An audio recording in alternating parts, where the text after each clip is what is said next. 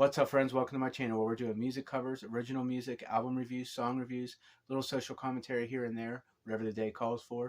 If you like what you see here, please subscribe to the channel. If you have content on here, I will subscribe to you as well. I'm all about supporting up-and-comers on here. And speaking of subscribers, I want to show nothing but love to both my old and newer subscribers. I recently surpassed the 100 subscriber mark. Around March of this year, I only had 36, so I did not think I was going to be getting there this year. It's not easy to get subscribers when you're just a small timer, and YouTube certainly doesn't make it easy. So to anybody that likes the content enough to subscribe, I'm super grateful and hope you enjoy the content. The hype is real for this one, guys. The brand new Bilmuri release, The Goblin Hours, is finally here. For those not familiar, Bilmuri is the brainchild of Johnny Frank, formerly of Attack Attack. He does the vocals, the guitar, the electronics. He pretty much does it all. He has guests come in here and there for some extra flavor. His music ranges from post-hardcore. He's done some pop punk. Lately, his music has had more of an electronic rock kind of feel to it in the midst of all of that stuff as well. And he does such a good job of it. I've been listening to his music for a little while now, up until the release of Rich Sips. I had a mix that I put together of all of his previous EPs, like he releases his music in EPs. And I used to listen to that in the car all the time. It had Aqua, Holy Crud. There was one called Faint, Gradient. His very first release, which I am blanking on the name of it right now, up until the release of Rich Sips, that was my favorite one. And it was more of a pop punk kind of flavor. But his last three releases have just been so good. 400-pound back squat was just instant gold from start to finish. It just had so much awesome songwriting, great sounds. There was a song in particular called A Cowboy's Heavy Load where they had a guest do some chicken picking. Just awesome stuff. And leading up to the release of this album here, The Goblin Hours, he's already released two singles, The Void Approacheth and Corn-Fed Yetis. I reacted to both of those tracks. They were a stellar introduction to this album. They were both just great songs. It definitely got the excitement going for this album here. A lot of releases have come out today, and out of all of them, this is the one that I went to first, and this is the one that's getting a review first. I have not been to a show since before COVID, and I'm going to see Bilmuri next week. So I've chosen to make that my getting back into concerts. I think very highly of this project, which is why it honestly shocks me to say, after 3 listens to this album, prepping to make this review and everything, I walked away from this one with a little bit of disappointment. It's good, don't get me wrong, but I do have some complaints about this one. And we will get into that as we dissect this album here. So let's not waste too much time. Let's get into the track by track. First one, Corn-Fed Yetis. Like I said, that one was already released. I already reacted to it. And since this song's release, I've been listening to it like crazy. This song would fit right in on 400-pound back squat. This is the Bilmuri sound that we've grown accustomed to on the last couple releases. There's no surprises, really. Just the great vibes, the catchy, memorable choruses that he just turns out like it's nothing. So it was a very wise choice for an opener. Number 2, The Void Approacheth. Again, incredible track. This song has that big arena-like feel to it, and it has a little bit of a more electronic pop rock vibe than probably anything he's done in the past. And it totally worked. The guest, Summer Hoop, was a great addition. For a more in-depth analysis of these 2 pre-release tracks, they have their own reviews, like I said, on this channel, but both of these tracks are prime Bilmuri material. So now we venture into the unknown with the brand new tracks. Number 3, Fairy Void Type, featuring Seneca. This was one of those very short interludes, and it's really cringy and corny, and I could have done without this one. So that's all I'm going to say about that.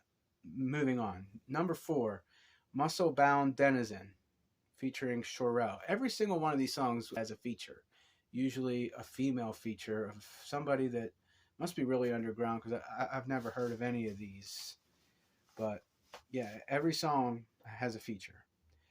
This song has a pretty rad guitar solo at the end of the song. Aside from that, electronica takes the lead on this track, and this is my biggest complaint with this release is there's so much vocal effects on Johnny's voice that it's kind of hard to decipher any of the words. And this track is probably the biggest offender of that. Like, I can't even understand what he's saying half the time. It's so robotic sounding. But there's some really cool sounds in this song, but it doesn't come close to the quality of the first two tracks. It's not too bad though. Number 5, Anabolic Spudsman, featuring Spencer Stewart of the band Camino. This track was a lot better. I've never heard of this vocalist or the band he's from, but his vocal contributions are a great addition here. Very catchy chorus as well, really nice saxophone section. It has some parts that are reminiscent of 400 Pound Back Squat, as well as some new vibes as well. I would consider this a great track. Number 6, A Hogman's Delight, featuring Dayseeker, another band that I'm just now discovering recently, and on my first listen to them, I reacted to that on this channel. If you want to check it out, it's for their new song, Dream State. This song sees the return of Rory Rodriguez as a vocal feature. He's been on a Bilmuri track before, a song called Fluoride in the Hard Seltzer Water, and his feature on that track was just incredible. This one has the entire band as a feature, it seems, and I guess I kind of wish I would have made for a more straight rock kind of track, but it's still a good one, but it's just drowned in effects. There's more tasty saxophone parts here. Number 7, Fairy, Ethereal Type, featuring Seneca again. This is another interlude like the third track is. Same vibe, same feature.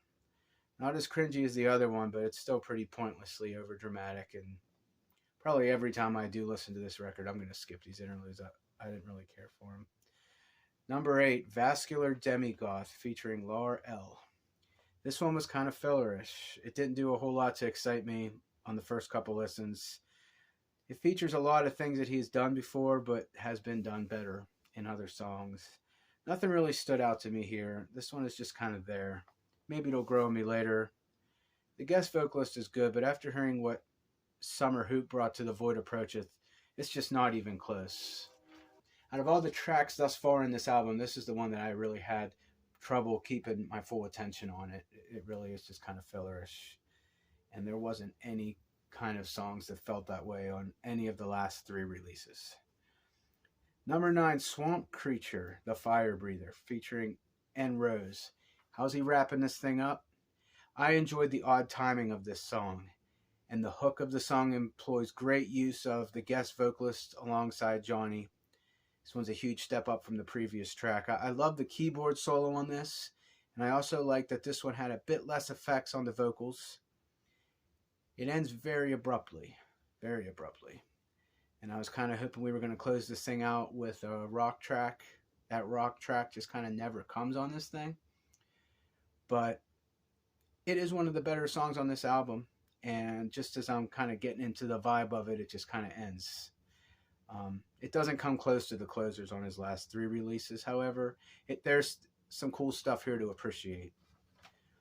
So my biggest criticism of this album, out of everything, is all the effects on Johnny's voice. I really feel like it takes away from how good of a singer he is, really being able to lock in on some of the lyrics and stuff.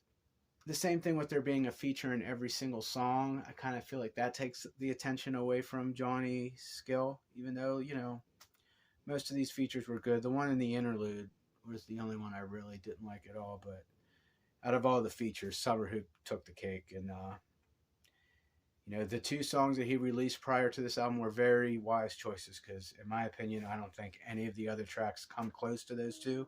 Although Anabolic Spudsman and the closer, Swamp Creature, The Fire Breather, were definitely other highlights of this album that I would recommend. Just not enough rock in this thing. There was barely any, to be honest. I mean, I like how he's employed more electronic stuff lately, like in his last couple releases, but here it's just like so front and center. A lot of his EPs have had like an 80s Tears for Fears kind of song that I was kind of hoping was going to show up again in here, and it didn't.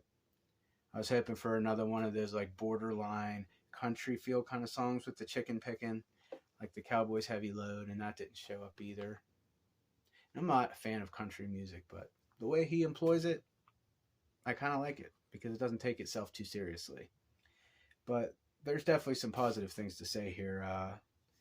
All the saxophone parts were great additions, really added to the emotion of the song. Same with the keyboards.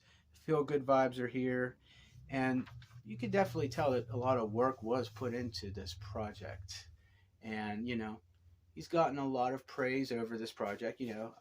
I've been reading the comments, and I'm comfortable saying that I may be in the minority here. But I do not consider this in any way to be a throwaway album. It's definitely not one of my favorites of his. I'll say that. The last three releases have been very far removed from his first album, his first EP, which was probably the most rock thing he's ever done, the most upbeat thing he's ever done. But the way he's been doing it on Rich Sips and Eggy Pocket, 400 Pound Back Squat, has just been so well done that I didn't really mind the change in direction. In fact, I embraced it. But here, I really was missing some of the aspects of his older sound. So I hope that the next time he releases something, there is a bit more rock. And the cool thing about him releasing music in EPs is he usually does 2 a year. So I don't imagine it'll be too long before we hear from Johnny again. And I'm very curious, since I'm going to be seeing him next week, how some of these new songs translate in a live setting. I know from what I've heard online that he usually has a pretty diverse set list when he plays live. So looking forward to it. I've seen Johnny Frank live in Attack Attack back when he was a Crab, but never in this project as the Hogfather. And I'm looking forward to it. I love the sense of humor in his rhetoric and in his advertisements. But when the music is here, it's 100% taken seriously with lots of effort put in. He puts a lot of jokes into this project, but it's definitely not a joke band. Like,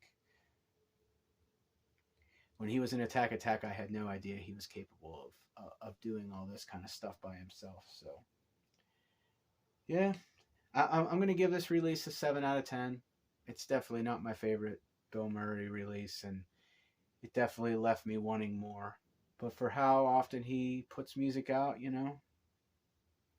everybody's not always going to love everything, but there's definitely some fun to be had here. So that's all I really got to say about this one, guys. Until next time, thanks for watching.